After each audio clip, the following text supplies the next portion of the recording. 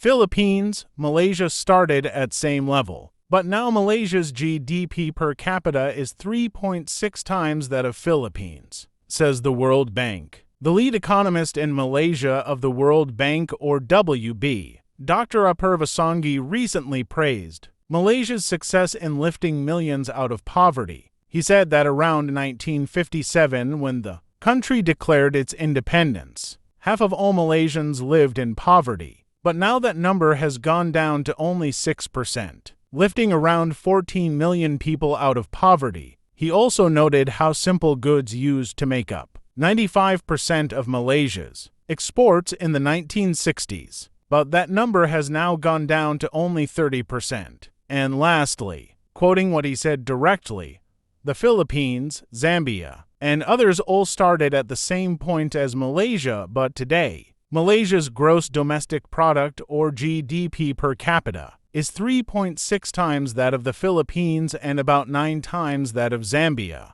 GDP per capita is derived by dividing a country's GDP by its population size, and it shows that country's average economic output per person. It is an indicator of a country's economic performance and the standard of living of its people. Thus, the higher the GDP per capita is, the better. My thoughts. Ouch, that hurts, coming from the country which stole Sabah from us. Maybe Malaysia is indirectly telling the people of Sabah how much better they are off with Malaysia than with the Philippines. Note that our current poverty rate is at 15.5%, or more than 2.5 times that of Malaysia. This is just another example of how much we are being left behind by our Southeast Asian or sea neighbors. In the previous post I wrote about Thailand's land bridge, and now this with Malaysia rubbing their success on our faces, and yet the United States or US and their Filipino doggy arfarfs still want us to go to